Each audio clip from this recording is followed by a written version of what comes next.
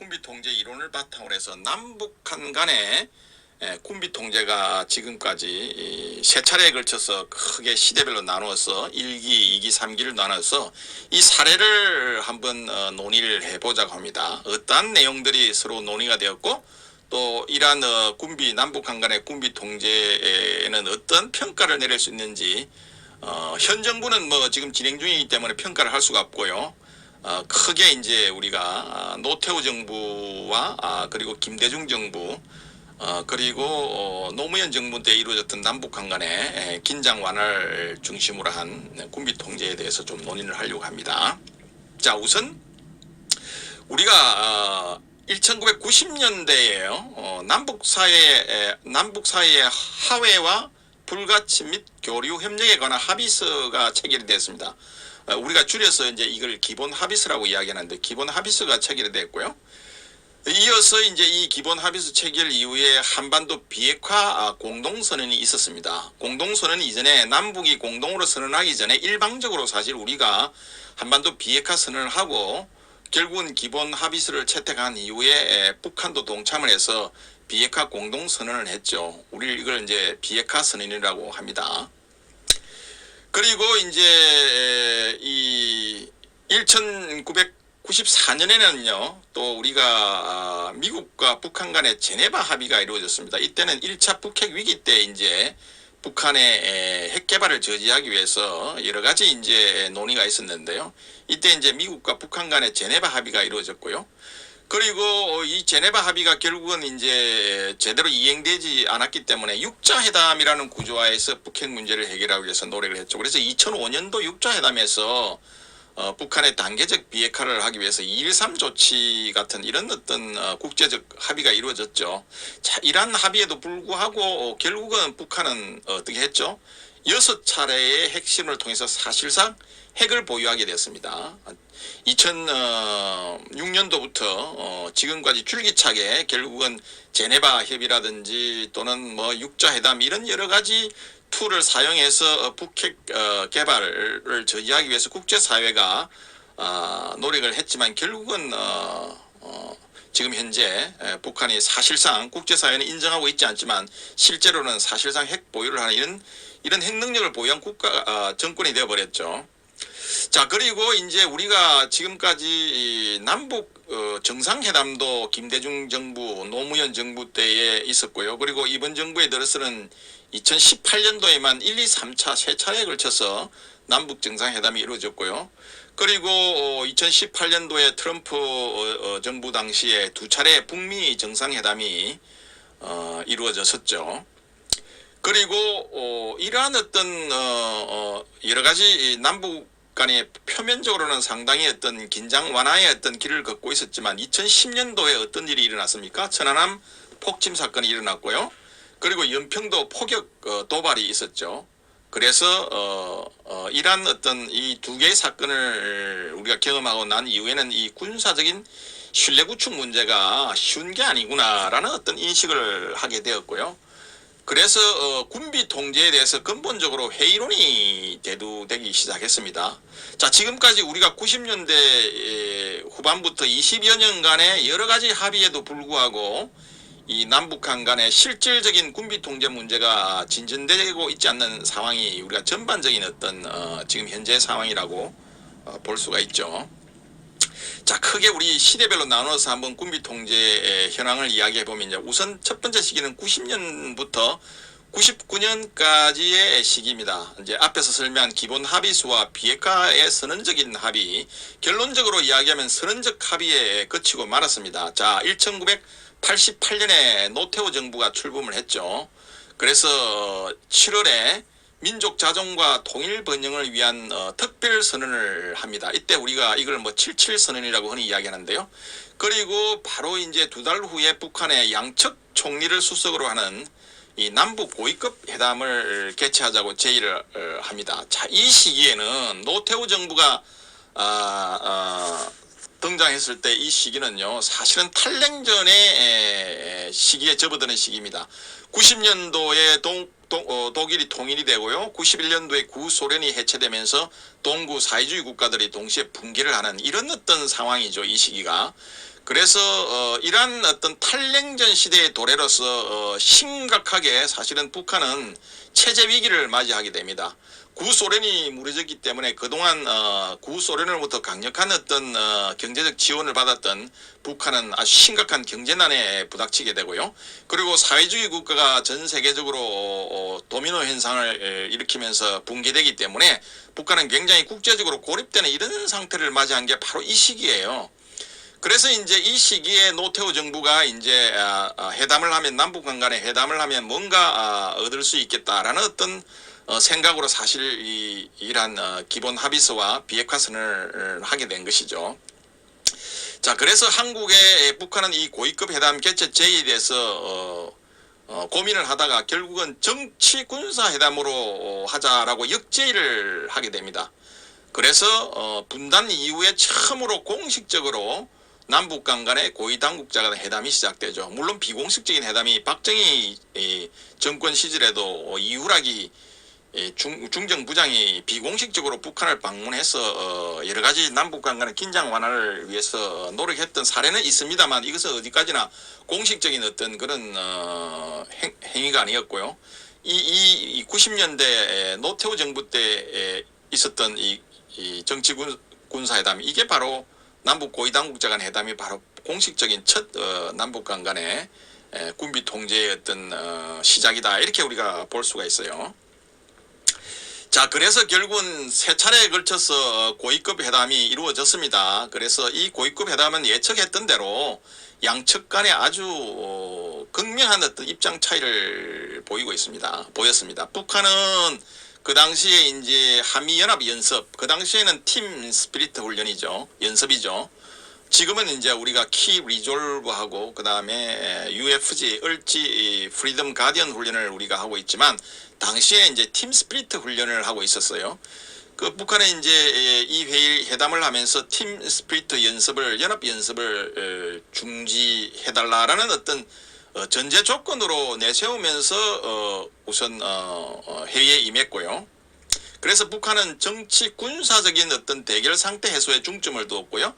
우리 한국은 이 쌍방 간의 화해 협력을 먼저 도모한 후에 군사적인 신뢰 구축과 군비 감축 등 이런 군사적인 문제를 논의할 수 있다는 입장을 표명했죠. 그러니까 북한은 정치 군사적인 문제 우선 해결을 주장했는 데 비해서 우리는 그 이전에 상호간의 신뢰 구축부터 먼저 하자, 그리고 난 다음에 군비 감축을 하자라는 어떤 입장을 취했었죠. 그래서 남북한 간에 상당한 입장 차이를 안고 출발을 했습니다.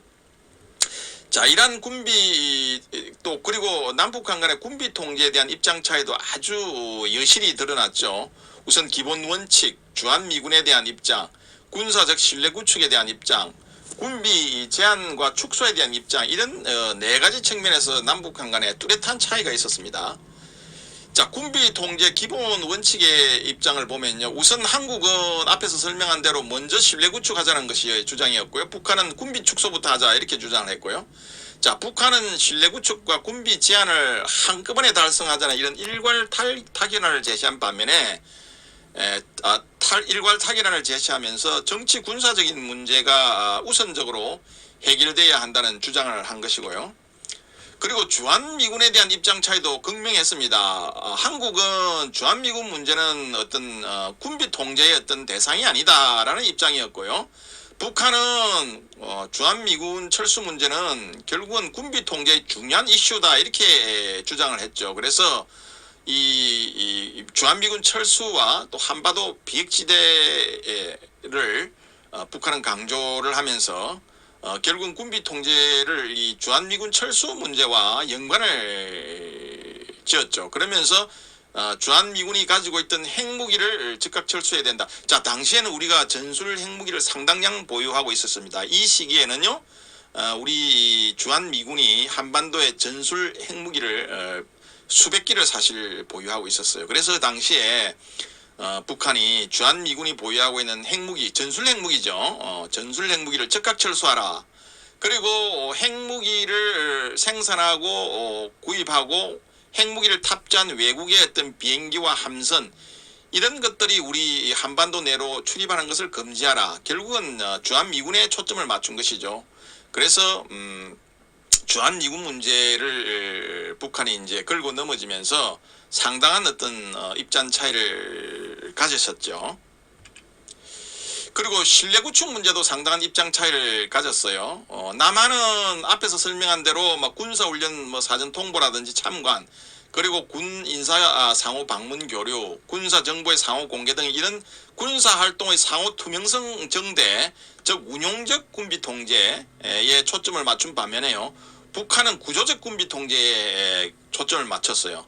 군사 훈련과 연습을 하지 말라고 주장을 하고요. 그리고 한반도 내에 여러 가지 외국 군대 군사 연습 허용 금지 이런 것을 강조하면서 운용적 군비 통제보다는 한미 동맹 관계 약화를 겨냥을 했습니다. 그래서 이 DMZ 평화지대론을 중심으로 해서 비무장지대 안에 배치된 모든 군사 인원들과 군사 장비 철수에 초점을 맞춤으로써 사실상 유엔군 사령부의 해체 무게를 둔 것이죠. 자, 이 DMZ 평화지대로는요, 한마디로 이야기하면 이 DMZ 관리를 유엔사가 하게 되어 있습니다.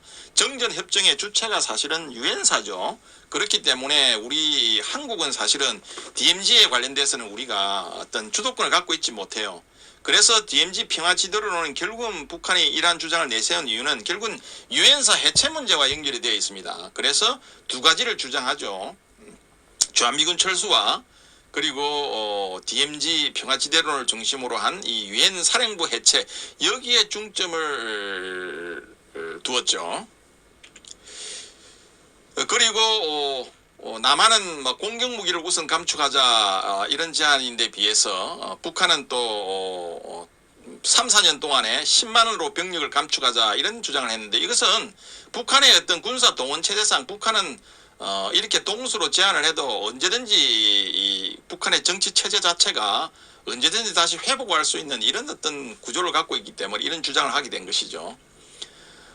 그래서 이 북한이 이제 이런 주장을 하게 된 것은 결국은 남북의 경제적 격차로 인해서 대남 군사 우위를 상실하는 것을 막고 또 감축된 병력을 신속하게 동원할 수 있는 이 체제적인 강점을 최대한 활용한다는 전략적 고려가 숨어 있었던 것이죠. 자, 결국 이 시기에 북한은 남북 불가침 선언 채택을 주장하면서 이에 대한 보장의 방안으로 팀 스피릿 훈련을 중지하고요. 그리고 주한미군 철수와 비무장지대 평화지대를 통한 유엔사 무력화, 그리고 한반도 비핵화지대를 통한 한반도에 배치된 미군의 전술 핵무기 철수 등을 주장함으로써 한미동맹과 유엔사 해체를 요구하기에 이르렀던 것입니다.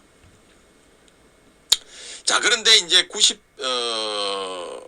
이 북한이 결국은 이런 어떤 입장차 때문에 결국은 회담이 진전이 안 되니까 전술적인 변화를 하게 됩니다. 그래서 북한은 미국과 접촉하면서 핵 안전 조치 협정 체결 요구를 미국이 이제 해오는 것에 대해서 이제 응하기 시작합니다. 즉 우리 한국을 배제하고 미국과 직접 대화를 추진하면서 IAEA 즉 국제 원자력 기구의 핵 안전 조치 협정 체결 요구를 이제 미국이 하게 되고요. 북한은 90년 11월에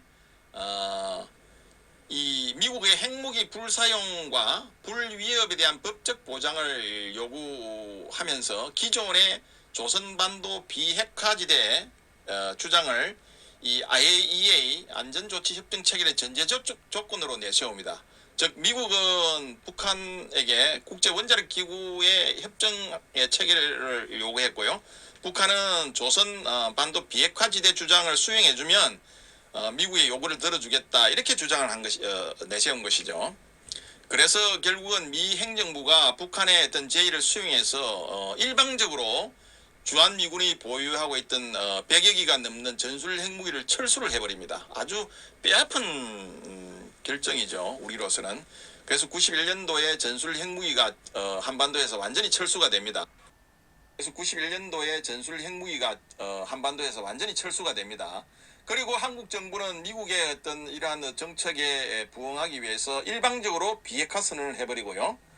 이에 따라서 이제 북측은 남측의 비핵화 선언에 화답해서 원칙적으로 동의한다는 애매한 입장 표명을 하게 되고, 결국은 92년 1월에 북한이 원자력 기구에 합의를 하고요. 그리고 한반도 비핵화 공동선언에 서명을 하게 됩니다.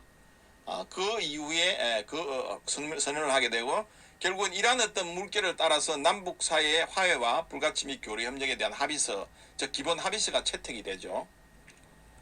자, 이 이행 과정을 한번 보면요, 이 시기에 이루어진 이 군사 부분의 합의는 거의 이루어지지가 않았어요. 선언적인 의미만 갖게 되었고요. 북한은 이 남북 기본 합의서와 합의서의 불가침 부분에서 남북 군사분과위원회 설치하는 것만 응했고요. 나머지는 전부 다 무력화시켜 버렸어요. 그리고 영변의 어떤 핵시설 두 개가 결국은 미신고 시설이 있었는데요. 이 미신고 시설에 대해서는 사찰을 거부를 했고요.